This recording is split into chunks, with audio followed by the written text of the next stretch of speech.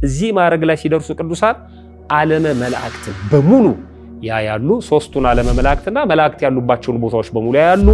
እና አቡነ አረጋዊ ዘንዶውን፣ አባ ሳሙኤል አንበሳውን፣ አባታችን አቡነ ገብረ መንፈስ ቅዱስ ደግሞ 60 አናብስት 60 አናብርት ይከተሏቸው ነበር። ያሉበት ቦታ ኢትዮጵያ ቢሆን ያሰቡት አውሮፓ መድረስ ከሆነ ኢትዮጵያ ውስጥ ሆነው አውሮፓ ይደርሳሉ ማለት ነው። በመላእክት ቋንቋ ይናገራሉ። በዚህ ማዕረግ ከጠላቶቻቸው አጋንንት ይሰወራሉ። የመጨረሻው እዚህ ደረጃ ላይ ሲደርሱ ንጽሮተ ስሉስ ቅዱስ ሥላሴን በአንድነትና በሶስትነት ሲመሰገኑ ያያሉ ይላል። ከዚህ ምድር በአፋ ናቸው ተለይተዋል አሉ፣ ግን የሚያቸው የለም። አሁን ስውራን የምንላቸው ማለት ነው።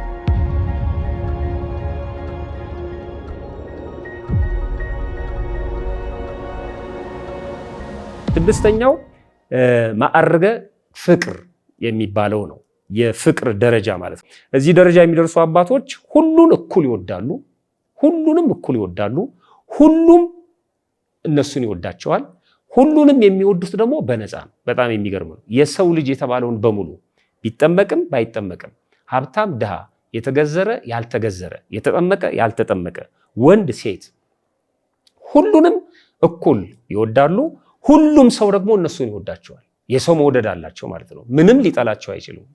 ከነሱ ጋር ያለው ከሌሎቹ ጋር ካለው ስለሚበረታ ማለት ነው። ማዕረጉ ራሱ ወደዚህ ያመጣቸዋል። ክርስቶስ ዓለሙን እንዲሁ እንደወደደ እነሱም እዛ ፍቅር ላይ ስለደረሱ ያለ ምንም ምክንያት እንዲሁ ሰውን ሁሉ ይወዳሉ። አንዳንዴ በእኛ ማህበረሰብ መካከልም እንዲህ አይነት ሰዎች ብልጭ ይላሉ። አይታችሁ ከሆነ ማለት ነው። ሁሉን እኩል መውደድ፣ ሃይማኖት ሳይመርጡ ማለት ነው። አንዳንድ ሰዎች አሉ ይታያሉ፣ ለምልክት ማለት ነው። ሰዎችን ከጎዳና የወደቁትን እያነሱ፣ አረጋውያንን እያነሱ፣ የሞቱትን እየቀበሩ፣ ሀብታቸውን ንብረታቸውን በሙሉ ለሰው የሚሰጡ ማለት ነው። ሁሉን እኩል መውደድ በጣም የሚገርም ነው። ሰው የተባለውን ፍጡር በሙሉ ያለምንም አድልኦ መውደድ፣ ሰው ሁሉ ደግሞ እነሱን እኩል እንዲወዳቸው ወይም ሲወዳቸው እንመለከታለን ማለት ነው። ስለዚህ ኃጥእ ጻድቅ ሳይሉ ስለ ጠላቶቻቸው ወይም ስለ ኃጥአን ይጸልያሉ። መጽሐፍ ቅዱስ ባልንጀራህን እንደ ራስህ ውደድ፣ ጠላትህን ጥላ እንደተባለ ሰምታችኋል። እኔ ግን እላችኋለሁ በሰማያት ላለ አባታችሁ ልጆቹ እንድትሆኑ ወይም ትሆኑ ዘንድ የእሱ ልጆች መሆን ከፈለጋችሁ ጠላቶቻችሁን ውደዱ፣ የሚረግሟችሁን መርቁ፣ የሚጠሏችሁንም ለሚጠሏችሁ መልካም አድርጉ፣ ስለሚያሳድዷችሁ ጸልዩ፣ እርሱ በክፉዎች እና በበጎዎች ላይ ፀሐይን ያወጣልና። የባህሪ አምላካቸውን ክርስቶስን ነው የሚመስሉት እነዚህ ሰዎች ማለት ነው። በበጎቹ በክፉዎቹም ፀሐይን ያወጣል። ስለዚህ እናንተም ክፉዎቹንም በጎቹንም እኩል ውደዱ ነው። በጻድቃንና በኃጥአንም ላይ እንዲሁ ዝናብን ያዘንባል። የማቴዎስ ወንጌል ምዕራፍ 5 ቁጥር 43። እነዚህ አባቶች አራዊትን እነዚህ ትልልቅ ግርማ ያላቸው አራዊትን ያዩዋቸዋል፣ አይጣሏቸውም ይላል። እንስሳት አራዊት አይጣሏቸውም፣ አጋንንትም እንኳን ይታዘዙላቸዋል። እንደነ አባ ጊዮርጊስ ዘጋስጫ ማለት ነው። አጋንንትን ማዘዝ ይችላሉ። እንደነ አባ ሳሙኤል ዘዋልድባ አንበሳን መጋለብ የቻሉ ማለት ነው። መጽሐፍ ቅዱስም ይላል በመዝሙር 90 ቁጥር 13 ላይ በተኩላና በእባብ ላይ ትጫማለህ፣ አንበሳውንና ዘንዶውን ትረግጣለህ ይላል። እና አቡነ አረጋዊ ዘንዶውን፣ አባ ሳሙኤል አንበሳውን፣ አባታችን አቡነ ገብረ መንፈስ ቅዱስ ደግሞ 60 አናብስት 60 አናብርት ይከተሏቸው ነበር ይላል። የፍቅር ኃያልነት በጣም ይገርመኛል። ተመልከቱ፣ ፍቅር ላይ ሲደርሱ አራዊት እንኳን አይጣሏቸውም ይላል። አራዊት እንኳን ይገዙላቸዋል፣ አጋንንት ይታዘዙላቸዋል። ፍቅር ነው ሁሉንም የሚያሸንፈው ማለት ነው። በፍቅር ማሸነፍ በጣም የተለየ ነው። እዚህ ማዕረግ ላይ ሲደርሱ ሌሎቹ ላይ አላየንም። አራዊት ግርማ ያላቸው አስፈሪ አራዊት ሲታዘዙላቸው አልተመለከትም። እዚህ ደረጃ ላይ ሲደርሱ ግን እነዚህ ይታዘዙላቸዋል። ከመጽሐፍ ቅዱስ ነቢዩ ዳንኤልን ትንቢተ ዳንኤል ምዕራፍ 6 ቁጥር 22 ላይ ወደ አናብስት ጉድጓድ በተጣለ ጊዜ ማለት ነው አምላኬ ይላል መልአኩን ልኮ የአንበሶቹን አፍ ዘጋ፣ እነሱም አልጎዱኝም ይላል። ታሪኩን ወደ ኋላ ሄዳችሁ አንብቡት። አንበሶቹ የተራቡ ናቸው፣ ወንጀለኛ እንዲቀጣ ተፈልጎ ማለት ነው። እንደገና ደግሞ ዳንኤል ከጉድጓዱ ከወጣ በኋላ ንጉሱ ተቆጥቶ ዳንኤልን በተንኮል ያስወረወሩትን ባለስልጣናት ወደ አናብስቱ ወርውሯቸዋል። አናብስቱ ገና ወደ ጉድጓዱ ሳይደርሱ ነው የተናጠቋቸው ይላል። ስለዚህ ዳንኤልን ይጠብቁ የነበሩ አናብስት አርቲፊሻል አይደሉም ወይም አሻንጉሊቶች አይደሉም፣ የእውነት ናቸው። ግን አናብስት አይነኳቸውም። ዳንኤል እዚህ ደረጃ ላይ ደርሷል። ደሙም ትክክል ነው። ሲያገለግል የነበረው ንጉሱን በፍቅር ነበር ሲያገለግል የነበረው። ተማርኮ በነበረበት ሀገር በባዕድ ሀገር ሆኖ በፍቅር ነበር ሲያገለግል የነበረው እና ይህን እንመለከታለን። የሐዋርያት ሥራ ምዕራፍ 28 ቁጥር 5 ላይ እርሱ ግን እባቢቱን ከእጁ ላይ ወደ እሳቱ አራገፋት፣ አንዳችም አልጎዳችውም ይላል። እፉኝት የተባለች እባብ ቅዱስ ጳውሎስን ነድፋው ነበር። እንደውም ልክ እንደነደፈችው በቃ ይሄው እግዚአብሔር ከባህር ቢያተርፈው ስራው ግን አላተረፈውም፣ ተከትሎት መጥቶ እዚህ ድረስ ይሄው ሊያጠፋው ነው ብለው በዙሪያ ያሉ ሰዎች የቅዱስ ጳውሎስን ካሁናውን ወደቀ ብለው ሲጠብቁ እሱ ግን እንደ ተራ ነገር አራገፋት ይላል። መርዝ ብትጠጡ አይጎዳችሁም፣ እባቡን ጊንጡን ትረግጣላችሁ ትይዛላችሁ የተባለው ይሄ ነው። እዚህ ማዕረግ ላይ የደረሱ ቅዱሳን ይሄንን በህይወታቸው ሲተገብሩት እናያለን ማለት ነው። ሰባተኛ ማዕረገ ሁሰት። ሁሰት የግዕዝ ቃል ነው። አሁንም ከቦታና ከጊዜ በአፋ መሆን መርቀቅ ማለት ነው። በጣም የሚገርም ነው። እነዚህ ቅዱሳን ካሉበት ቦታ ሆነው ካሉበት ሳይንቀሳቀሱ ማለት ነው ካሰቡበት ቦታ መድረስ ይችላሉ ይላል። ለምሳሌ ያሉበት ቦታ ኢትዮጵያ ቢሆን ያሰቡት አውሮፓ መድረስ ከሆነ ኢትዮጵያ ውስጥ ሆነው አውሮፓ ይደርሳሉ ማለት ነው። በጣም በሚገርም መልኩ ይሄን ጥሩ ምሳሌ ሲያመጡ አባቶች እንደ እግረ ፀሐይ ያለችበትን ቦታ ሳትለቅ ግን በጨረሯ እኛ ጋር እንደምትደርሰው ማለት ነው። ተምኔታቸው በሙሉ የሚፈጸምላቸው ማድረግ የሚፈልጉት ነገር በሙሉ የሚያደርጉ ናቸው ማለት ነው።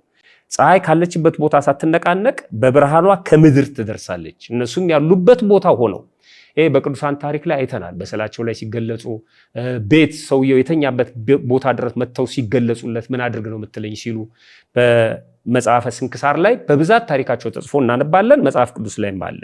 እዚህ ደረጃ የደረሱ ቅዱሳን ባሉበት ቦታ ሆነው ካሰቡት ቦታ ይደርሳሉ። በሌላ ቦታ የሚሰራውን ነገር በሙሉ ከቦታ ወደ ቦታ ሳይንቀሳቀሱ ያውቃሉ። ልክ እንደ ነብዩ ኤልሳ ማለት ነው። የሶሪያው ንጉስ በቤተ መንግስቱ ውስጥ ሆኖ ሲመክር ከጦር መሪዎቹ ጋር ማለት ነው። እሱ ግን በኢየሩሳሌም ሆኖ የሶሪያው ንጉስ የመከረውን ምክር ያውቅ ነበር። ንጉሱ ምክሩን ሲከሽፍበት የጦርነት ምክሩ ማለት ነው ከመካከላችሁ የኔን ነገር ወስዶ ለእስራኤል መንግስት የሚናገር ሰው አለ አውጡ፣ ምክንያቱም የተናገርኩት ነገር በሙሉ ሲፈጸም ያለውኝ ብሎ ባስጨነቃቸው ጊዜ ከመካከላቸው ያሉ ሰዎች እግዚአብሔር ከገለጠለት መካከል አንዱ አይደለም ንጉሥ ሆይ ይሄ የሚሆነው እኛ ያንተን ሚስጥር ወስደን ስለምንናገር አይደለም፣ ከባሪያዎቹ አንዱ እንዲህ አሉ ይላል። ጌታዬ ሆይ እነሆ እንዲህ አይደለም፣ ነገር ግን በእልፍኝ ሆነ የምትናገረው ልብ አድርጉ። በእልፍኝ ማለት በድብቅ ማለት ነው፣ ለብቻ ማለት ነው። በምስጢር ሆነ የምትናገረውን በእስራኤል ዘንድ ያለ ነቢይ ኤልሳ ለእስራኤል ንጉስ ይነግረዋል። እስራኤል ሆኖ ያየዋል ማለት ነው፣ ይነግረዋል። ሁለተኛ ነገሥት ምዕራፍ 6 ቁጥር 12። ቅዱስ ጴጥሮስም ይህንን አድርጓል። ከመሬት ሽያጭ ለማስቀረት ያሰቡትን በሐዋርያት ህብረት ንብረታቸውን ሀብታቸውን እየሸጡ ወደ ሐዋርያት ህብረት ያመጡ ነበር ያን ጊዜ ማለት ነው። እና ስለዚህ ሁለት ባልና ሚስቶች መሬታቸውን ሸጡና ለክፉ ቀን ብለው ከገንዘቡ ደብቀው ይሄ የሐዋርያት ማህበር በኋላ ቢፈርስስ ምን እንሆናለን ንብረታችሁን ሁሉ ሰጥተን ብለው ደብቀው የተወሰነ ነገር ይዘው መጡ። ቅዱስ ጴጥሮስ ሲሸጡ አላየም፣ ሲደብቁም አልተመለከተም። ማለት አልነበረም በቦታው። ግን በመንፈስ ቅዱስ አውቆ ሲናገር እናነባለን መጽሐፍ ቅዱስ ላይ።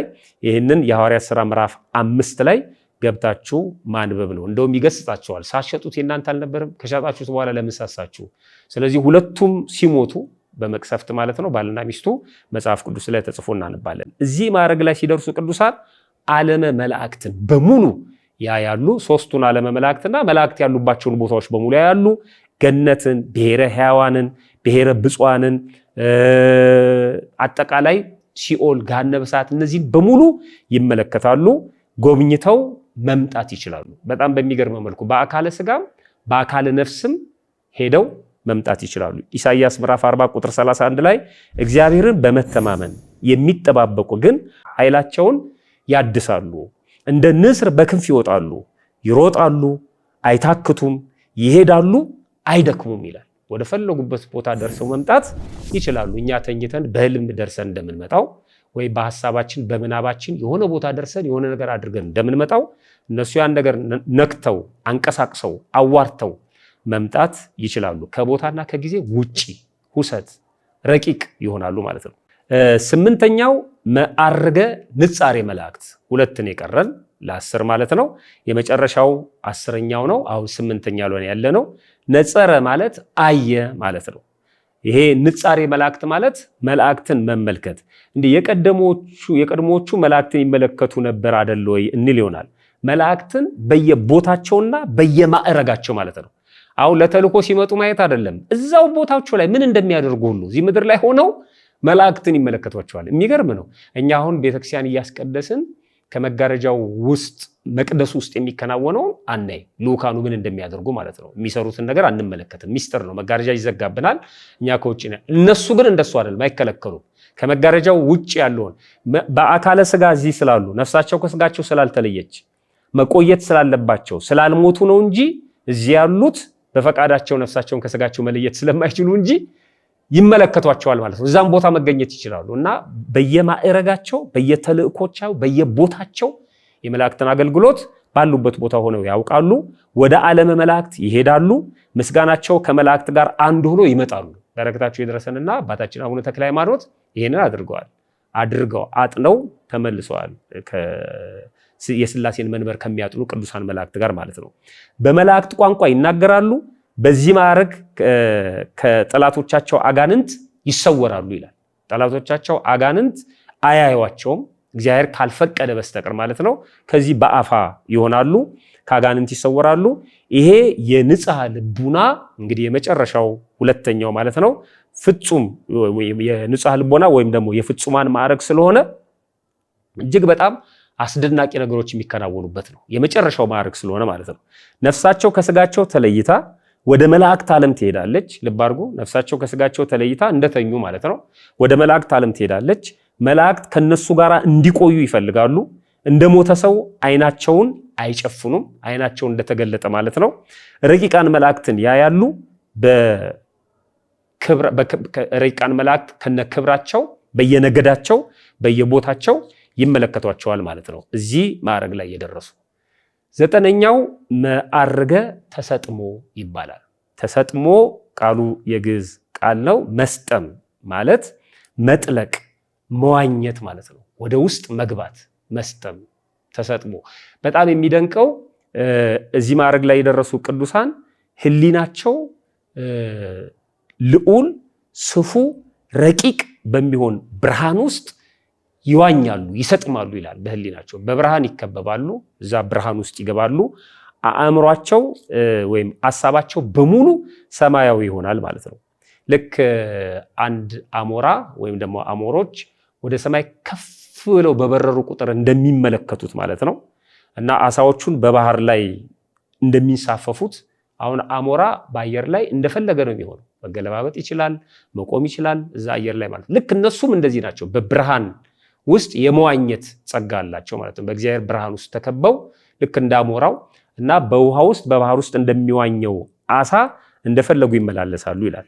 እነዚህ ቅዱሳን በብርሃን ውቅያኖስ በተመሰለ የእግዚአብሔር ጸጋ ውስጥ ይንሳፈፋሉ። ፍጹም ወደ ሆነው ወደ ልቡና ወይም ደግሞ ወደ ንጽሐ ልቡና ይደርሳሉ ማለት ነው። ኤፌሶን ምዕራፍ 3 ቁጥር 14 ላይ ሁሉ ግን በብርሃን ሲገለጥ ይታያል፣ የሚታየው ሁሉ ብርሃን ነውና ይላል። በብርሃን ይሸፍናሉ፣ በብርሃን ይጎናጸፋሉ፣ በብርሃን ውስጥ ይኖራሉ። የእግዚአብሔር ጸጋ ከቧቸው ይኖራሉ ማለት ነው። እጅግ በጣም መታደል ነው። እዚህ ማዕረግ ላይ የደረሱ ቅዱሳን የዘጠነኛው ማዕረግ ማለት ነው። አስረኛውና የመጨረሻው ማዕረግ ላይ ደርሰናል በእግዚአብሔር ቸርነት። አስረኛውና የመጨረሻው እንግዲህ ይሄ የፍጹማኑ የመጨረሻ ደረጃ ነው። እዚህ ማዕረግ ላይ የደረሱ ከዊነ እሳት የሚባል ነው። አስረኛው ማዕረግ ከዊነ እሳት ማለት በጣም የሚገርም ነው። ተዋሲያን ሰውነታቸው በሙሉ እንደ እሳት ይሆናል ይልና ተዋሲያን እላያቸው ላይ አያርፉም ይላል። ተዋሲያን እላያቸው ላይ ማረፍ አይችሉም፣ ይሞታሉ።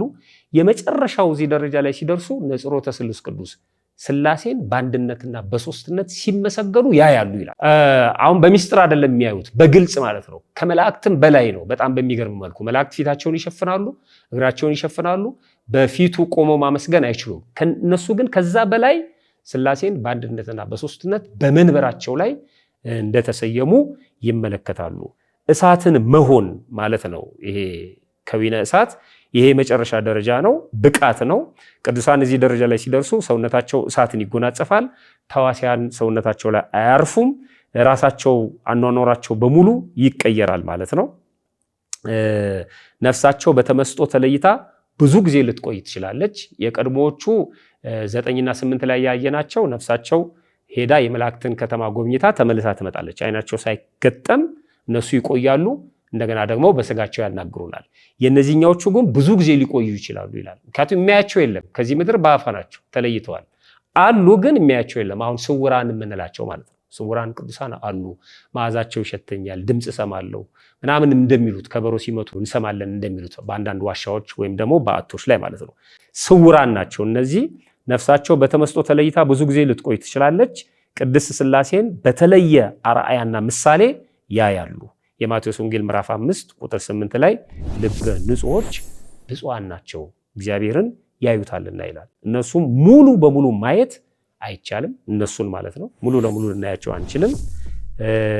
በዘፈቀደ ወይም እሱ በፈቀደ መጠንና ልክ ግን እግዚአብሔር ደግሞ ይገለጥላቸዋል ይላሉ ቅዱሳን። ቅዱስ ዮሐንስ በዮሐንስ ወንጌል ምዕራፍ 5 ቁጥር 35 ላይ ራሱ ጌታችንና መድኃኒታችን ኢየሱስ ክርስቶስ ስለ መጥምቀ መለኮት ቅዱስ ዮሐንስ ሲናገር ይሄኛውን የመጨረሻ ማዕረጉንም አብሮ ይነግረናል።